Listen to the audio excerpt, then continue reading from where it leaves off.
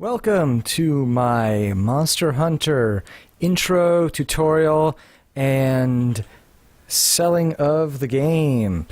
This video is for people who either have tried Monster Hunter and haven't gotten into it, or have looked at it and said, hey, there might be something cool there, what's it about?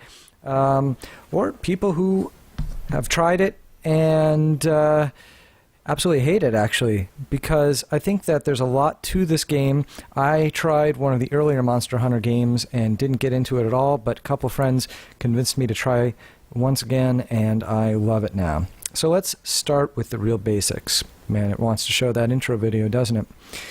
Well, let's let it while I explain. So first of all, Monster Hunter 3U is the current version that's out.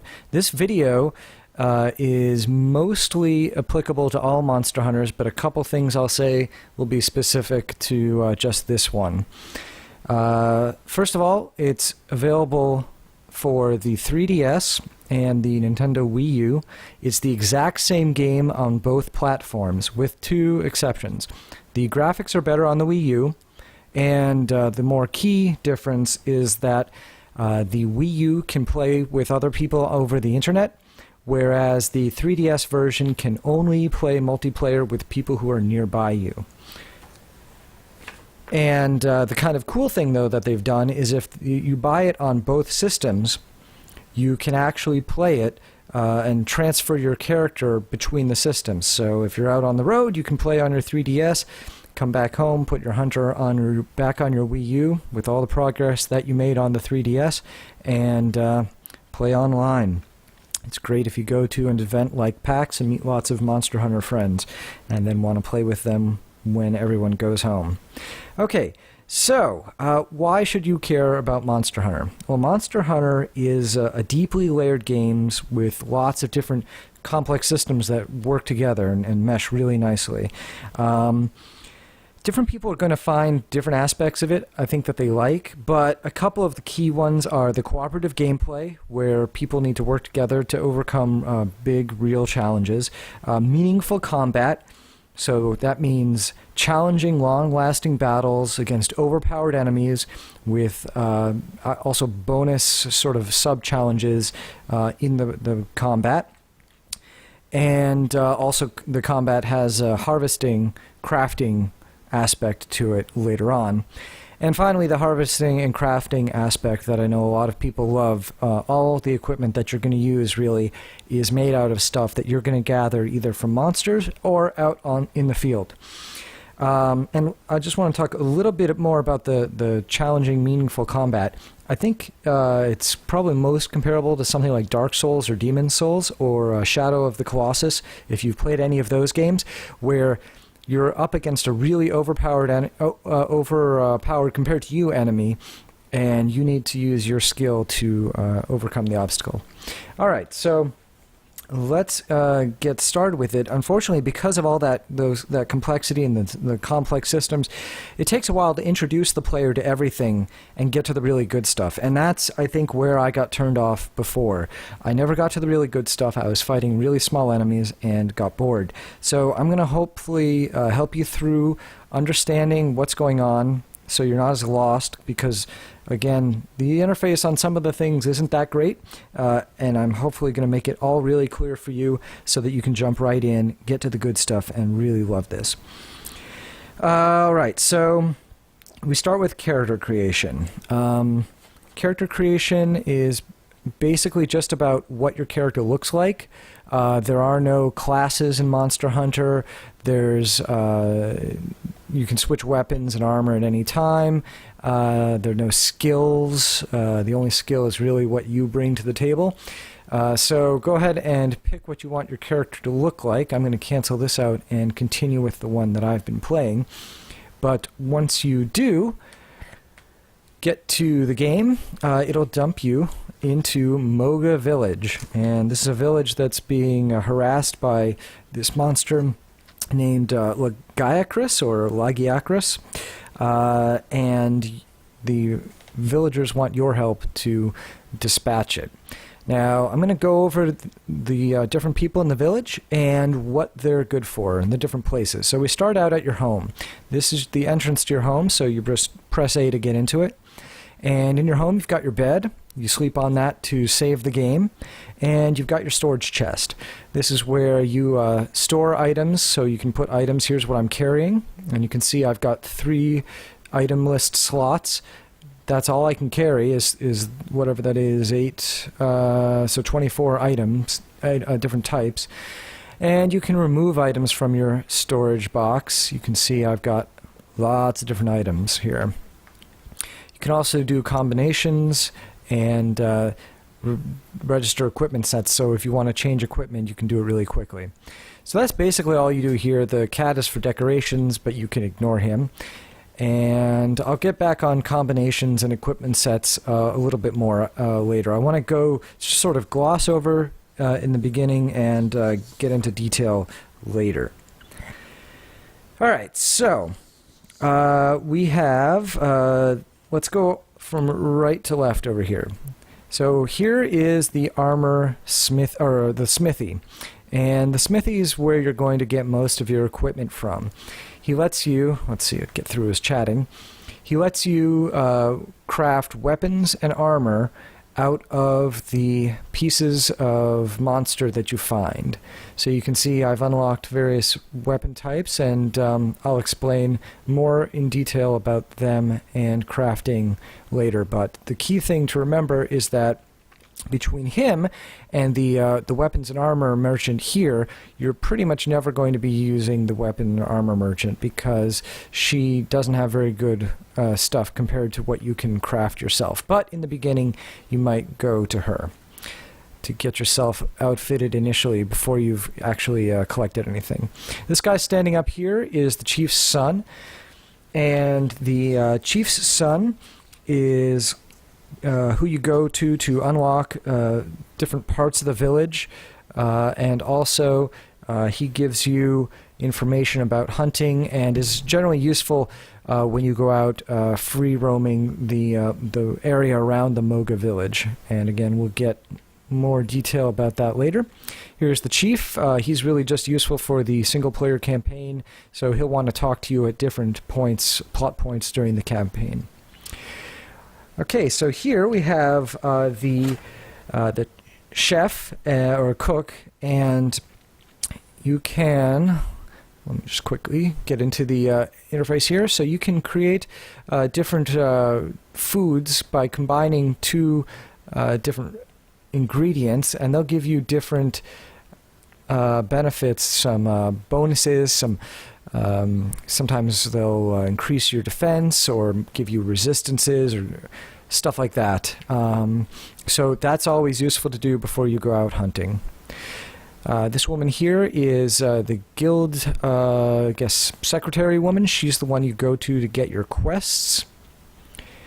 This woman over here to the left is a merchant, and you can buy various things, most of which you can either make yourself or find out in the field, but if you don't have the ingredients for it or you want something real quick, she's good to go to. This woman here is how you send out the fishing fleet, and basically you pay a fee to send off the fleet. You can see my fleet is currently oh, actually the red fleet is back, so I'll show you stuff about that later. But you send them out and they collect things for you and bring you back some items you may not have been able to get otherwise.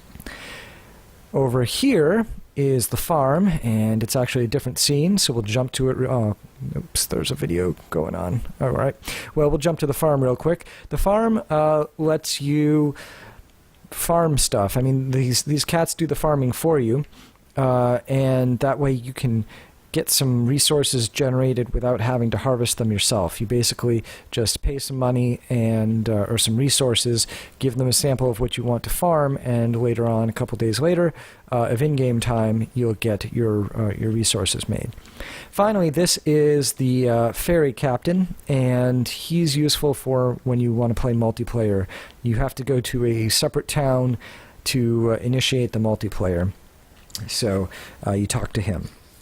All right, so now let's talk about equipment, because that's sort of the core thing that you'll care about. I mean, you'll need to upgrade your equipment to fight bigger, better monsters of different types. So there are weapons, armor, and decorations. So let's start with the weapons. There are 12 different weapon types. You can either forge new weapons or upgrade your existing weapons. So let's look just quickly at this example. You can see when you start out, you're only going to see Iron Sword, Rugged Greatsword, and Bone Blade. And you unlock all the rest by fighting different monsters. And then you make them out of those monster pieces. Let's talk about the weapon types first, and then I'll maybe get a little bit more into forging. So we start with the Greatsword. The Great Sword is a very powerful and large sword. It's got a very slow attack speed, and you'll run slowly when wielding it, but you can block with it. Not as good as other things with shields, but it does give you some protection, and it has really strong slicing attacks that are great for cutting tails. Next is the Longsword. It gives you much better maneuverability, but does less damage. The trick with it is that you build up, with each attack, you build up this spirit meter that you can use to discharge special strong attacks. Sword and Shield is like a short sword and shield combination. Once again, less damage than the Longsword, good maneuverability, and you can use the shield to block attacks. Oh, with the Longsword you cannot block. You have to use the dodge, which is B, on the controller to jump out of the way of any damage that might be coming towards you. Dual Blades are two daggers, and their key to playing them well is quick combo attacks. The Hammer is a large blunt weapon. It's a moderate speed weapon that deals good damage, and it's good for breaking tough parts of monsters like shells and crests. A Hunting Horn is another blunt weapon, but it also lets you play these songs that give you buffs and other things that are great for multiplayer. It's the most advanced weapon, though, so avoid it for now. Lance is a strong piercing weapon with good range. It can make multiple strikes in a single thrust, so it's good for DPS. It's also a piercing type weapon, which bypasses most monster armor. It comes with a large shield that you can use to block almost every attack, but its maneuverability is very low with it. You can run forward with it, though, as part of your main attack, so if you want to advance quickly, that's the best way to do it. The Gun Lance is a lance that has a shotgun built in, so play is very similar to the lance, but you also have a little bit of a better range when you use the shotgun aspect. It also has a very special attack called Wyvern Fire. It's got a 3-second charge up and a 2-minute cooldown, but it deals a devastating blow when you land it. The Switch Axe is an axe that deals good damage with moderate maneuverability, and then you can also transform it into a great sword, which does even better damage and has a charge-up attack. The light bow gun is sort of like a cross between a bow gun and a shotgun, and you can either use it at short range on the run, or you can go into a scope mode and deliver precise, longer range attacks. The heavy bow gun is a heavier bow gun. You're slow when you run with it, so you're more susceptible to getting hit, but it does more damage and otherwise operates very similarly to the light bow gun. Finally, the bow is a ranged weapon that you can aim with a firing arc display, so instead of a scope, you just get a firing arc. It's better at being used for ranged attacks on the run than either of the bow guns, but it's harder to aim at long range than the bow guns because you can't get that scope with the targeting reticle. It's got weak melee attack, which is basically taking an arrow and slashing, so you still have something up close, but you'll have to be dodging in order to avoid taking damage with it. Also, with the light and heavy bow guns, they use different ammo types that have special damage properties. Some like poison or paralyze, that type of thing. And the bow, you can apply different coatings, once again, like poison and paralysis, etc., to the arrows in order to deliver special effects. Alright, so then there's armor. Armor is pretty simple. Most of it falls into two categories. It's either Gunner or Blade Master. So Gunner is only usable if you're using the bow, the light bow gun, or the heavy bow gun, and Blade Master is for everything else. A couple armor pieces are usable by both class types or weapon types. Armor has, once again, it's just like weapons. You get unlock different types for different monsters that you meet, and they have different bonuses, different defense levels, but they also give you different special bonuses, like maybe some give you resistance or increase your attack power. One type is good for gun lance. It gives you this it reduces the cooldown period and increases the power of the gun lance attack, etc., etc. Again, that's where a lot of the complexity and interest level of the systems comes into play. So you'll want to investigate that a lot. Okay, then there are decorations. Those are just gems that go into sockets on your armor. It's just like you've got in lots of other games like Diablo. Okay, so before we go any farther, there's something specific to Monster Hunter 3U, at least we hope it is, called charm tables. And charms are another type of equipment, and they're basically necklaces. You can wear one at a time, and you find them out on hunts. But the trick is that these tables control what charms you can ever possibly get in a game, and which ones you're most likely to get. Most of the charm tables are fine, but a couple of them are really, really quite terrible and give you access to almost no charms. And the trick to figuring out which charm table you're on is, once you've unlocked, because you initially can't do the fisherman, but once you have unlocked them, what you do is you check your haul box. Now you see here, initially you'll be sending them out for fish. I sent them out on a different quest. But what you'll do is you enter what you've got on each successive fishing trip. So you might get 3 jellyfish in the first slot here, and then the next one might be 2 scalefish or whatever. And there's a website where you can enter these in, and you enter your first haul and then your second haul until you've narrowed it down to which table you've got. And so keep track, write down what each one is.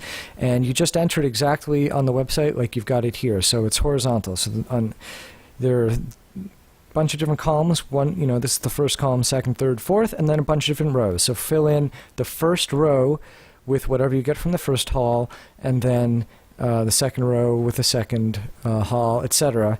And it'll tell you which tables you could potentially be on. As long as you're not on one of the really terrible ones, don't worry. And again, I haven't mentioned it yet. I should have mentioned it, but check below. There are links to both the Monster Hunter Wiki and the table checker for more explanation on the tables, and the wiki is good for all kinds of information in the game. Alright, so we haven't really gotten to the game yet. Let's get to the game.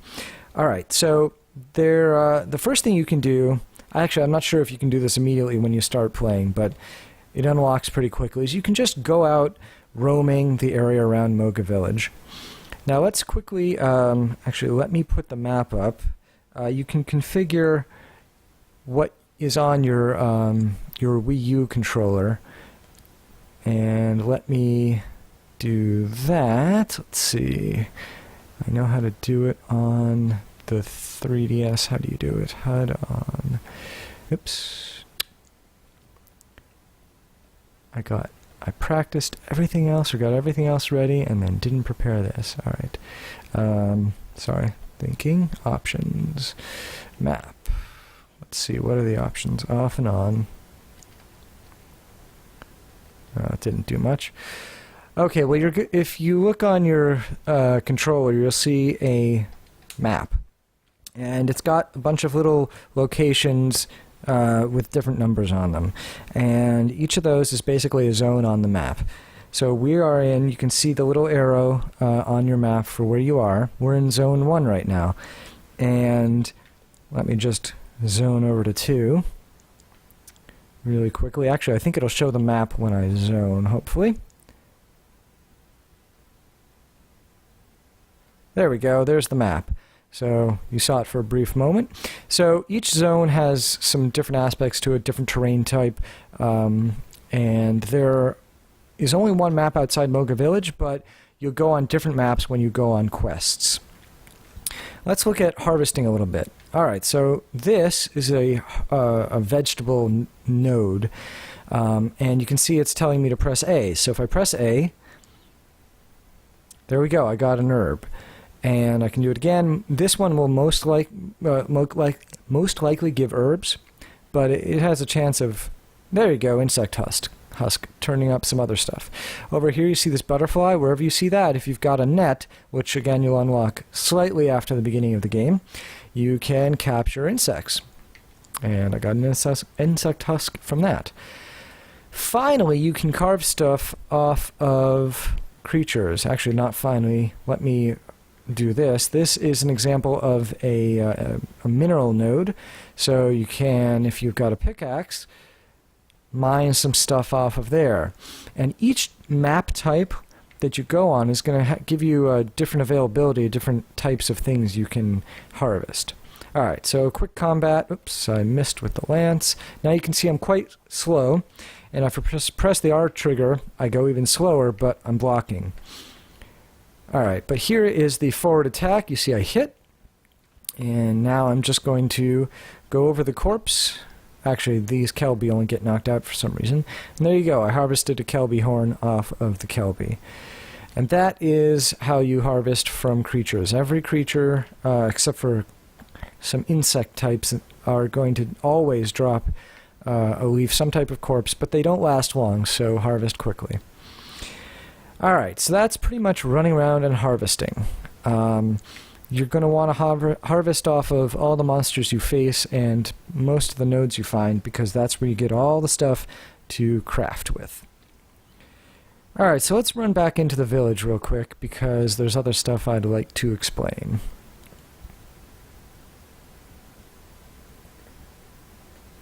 There we go.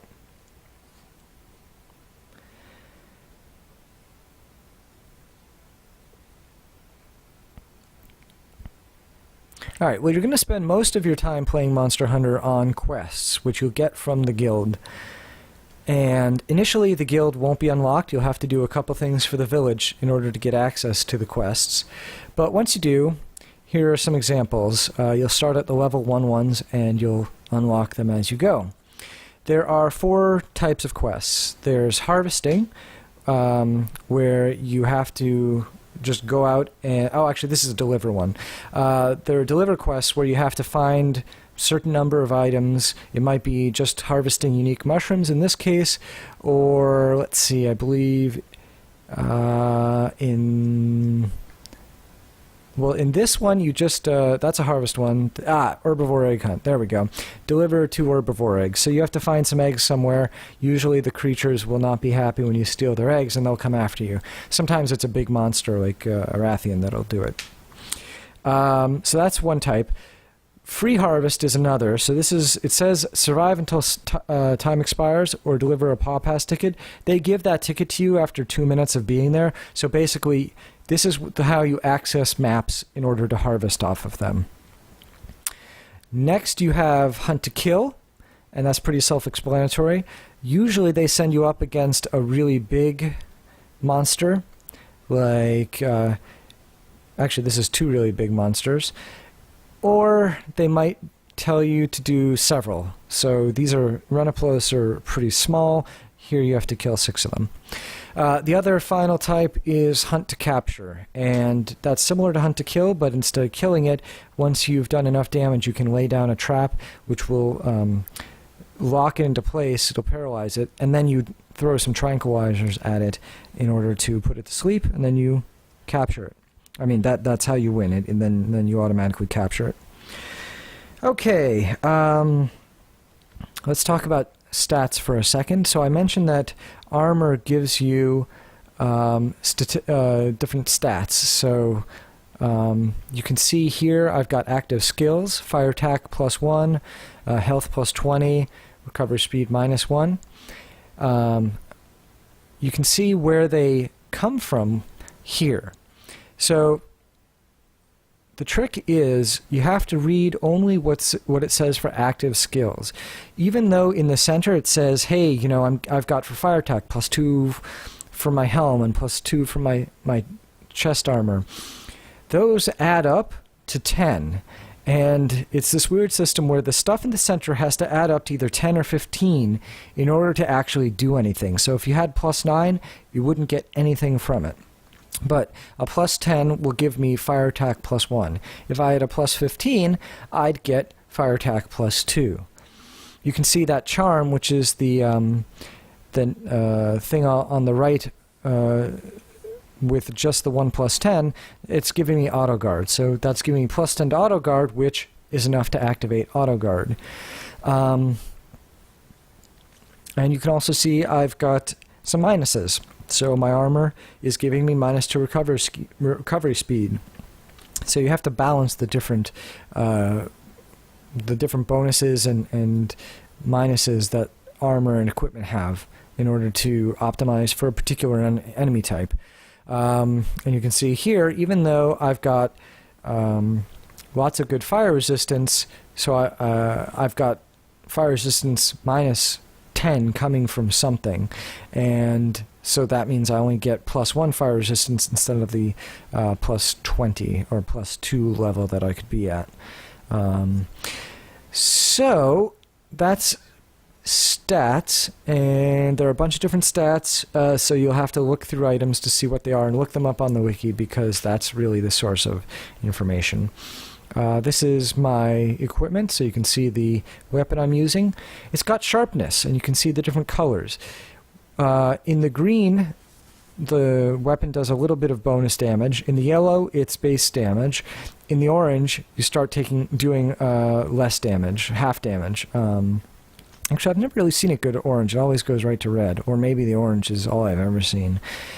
You can use a whetstone to sharpen it mid-hunt, and they'll, at least to start for the first many missions, they'll give you 2 mini whetstones to do that with. Alright, going through a lot of information. Hopefully it's not too dense. I know I didn't touch on the equipment stats too much, but really the wiki is where you'll want to look up the effects of different stats, because there are too many to discuss in just this video. Alright, so let's talk about multiplayer for a moment. Now, on the Wii U, you see you've got this option for multi. That's actually only for playing locally with 3DSs that are like in the room. If you want to play online on the internet, you'll want to go to network mode. But you can also go to the town, Port Tanzia, as you can see, in a solo mode, and I'm going to do that now. So I'm going to start in the Marina, and then we'll go to the Tavern. The Tavern and the Marina basically offer everything that you've got in Moga Village. So over here is your bed. Once again, you got the ferry captain to send you back. Here's your chest where you can put items in and change equipment. This little guy here is new. He's the messenger, and when you meet people either online on the Wii U or when you carry the 3DS around, it has a street pass, so if you pass by anyone else with a 3DS who plays Monster Hunter, you'll trade guild cards. Now, this guy doesn't have any new guild cards for me, but he'll be jumping around when he has new ones. Over here in info, you can see guild card. You can check your own, and you can change your pose in the background image. And you can also look at the card list. So these are all the people who I have either played with or who I've sort of walked by in Street Pass.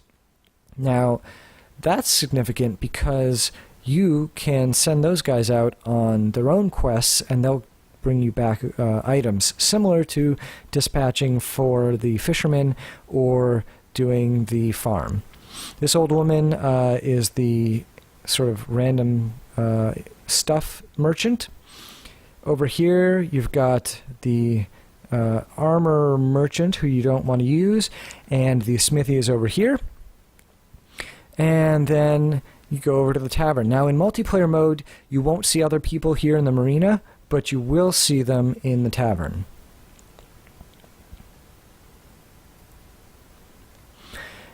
And over here, you can see this is one of the people I've met online, and he's come back from a quest.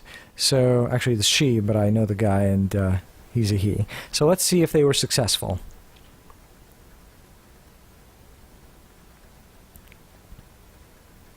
Takes a little while to load.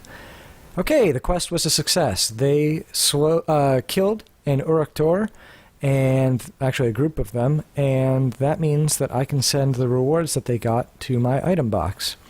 You'll pretty much always want to send to item box because it doesn't make any sense to put it in your inventory usually, since everything for crafting is accessible from the item box. Great, so that was really good. When I do that, that'll make available another quest for the people I've met to go on. So then you can talk to them and see what they have. So this guy's got kill a group of baggy, and what does this guy have? Lagiacris. That could be good. And you can also see you can put a custom message in with your hunter. And finally, what does this guy have? That sounds pretty good. Let's do that. Oops, look at actually, they are pretty weak. You can add some extra hunters to help them out. It just costs more. Whatever, it's 500 zenny, which is the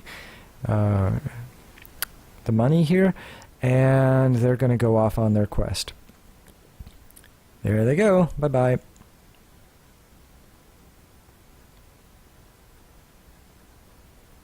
And adding extra people increases the odds but costs more money. Here's the guild person, and this is a couple special guild people for the tavern. This is a special guild merchant, and this is the arena where you can have special arena combat. Now, when you play multiplayer, the way it works is one person gets the quest from the guild person, and then everyone else checks the guild board over here and takes it from there. Then you go over to here and you press A to say you're ready, and the person who took the quest will activate it. Here's where you eat your food, sit at a bench and eat your food, and that's pretty much everything in the tavern. Alright, I think that pretty much explains all of the stuff around town. Let's go back and quickly talk about crafting. Alright, so let's just craft, or look at the crafting for some random weapon. Alright, so I can make a Lagiacris blade because it's not grayed out. The grayed out ones just mean I don't have the material. So here you can see I need 5 jumbo, I need 5 jumbo bones, and I only have 1. So that's what's keeping me from making the jaw blade. Here the Lagiacris blade takes 2 Lagiacris tails, 2 horns, 5 scales, and 2 monster bones, and I have more than enough, and you can see the stats on it. You can press R, see description, and then you can also look at what it looks like. So you'll basically want to look at, once again, the wiki, different weapons. For example, the Lagiacris weapon here has a lightning element to it, so that's good for some monsters. Some have fire, water, etc. So you'll want to match weapons to the enemy you're fighting. Alright. So I guess I can take you out quickly, and I'm not going to go on a hunt, but because I've unlocked enough monsters, I can fight a decent-sized one outside of Moga Village. So I'll find that and show you a little bit about battling not a big monster, but a reasonably large monster. Now, I'm way stronger than the monsters that I'm going to be battling, so it's not going to be a really big challenge for me. Oh, I didn't take a hunt. I should have taken a hunt, maybe. In a hunt, there are going to be 2 chests. One of them is blue, one of them is red. The blue one has some supplies that they'll give you for free, most of which go back into the supply box at the end, but a couple you get to keep. So always take some supplies out of there. Over here we have white cats. Now, white cats are nice and safe and they don't hurt you, but the black cats will steal from you, so try to avoid them. You can kill them, so it can be difficult when you've got a monster fighting you. but I recommend trying it because it's a real bummer to have stuff stolen. Alright, so here's a big monster, a Kurapeko, and it just got wind of me. So I am going to bring my lance out, and let's move forward. Okay, it's not going to open with an attack, so there you go. I hit it with my lance, it did a spitting attack, and now it's going to come flying. Oh, maybe not. I'll go attack it again. Oh, another spitting attack. You can see I'm guarding with my shield. If I were using a weapon that didn't have a block ability, like I just blocked there, then I'd be doing some dodging. And here's the gun lance, so I can do a shot here. Oh, I have to reload the gun lance. That's why it's not shooting. Oh, and I got hit while I was trying to reload. You can see he's doing a special ability here. He's got a flame attack. Now, I mentioned that you can damage pieces of the bosses. Now, depends on the monster. This guy, you can damage the his beak and the flint on his wings. Some of them you can chop their tails off. Some of them you can break crests. You always get more pieces off of monsters when you do that. Now, again, this is not, because of how powerful I am right now, not a real challenge monster for me. But, so I'm ultimately just going to run away from him. But I thought I'd show you an example of some combat with one. Let me do a wyvern fire here. You can see the big attack of a gun lance, so that knocked him down and knocked me way back. And I'm going to go and attack, and you can see that the gun lance is now smoking. It's got a 2-minute cooldown. Alright, well, that's a sort of big overview of sort of the systems and how you access things in Monster Hunter. Tell you what, in the comments, if there's anything that's unclear at all, let me know. I should do probably a bunch of series of smaller videos to explain individual things to you and really focus on those, because it's hard to do everything in one video. For this one, it's the end, but hopefully the way you've been using it is that you've been... oh, good, I'm on fire. If you're on fire, what you'll want to do, put your weapon away if you've got a big one, and either jump into water or do 3 running... I'm low on stamina. Running leaps. Oh, it extinguished itself. There we go. In order to put the flame out. If you jump into water, it'll go out immediately. Alright, I'm just going to get out of here because I'm done with the video and I want to sign off. And remember zoning. Zoning can be really useful because if you're hurt, you can get out of the way. The monster won't be there. And that way you get a chance to heal.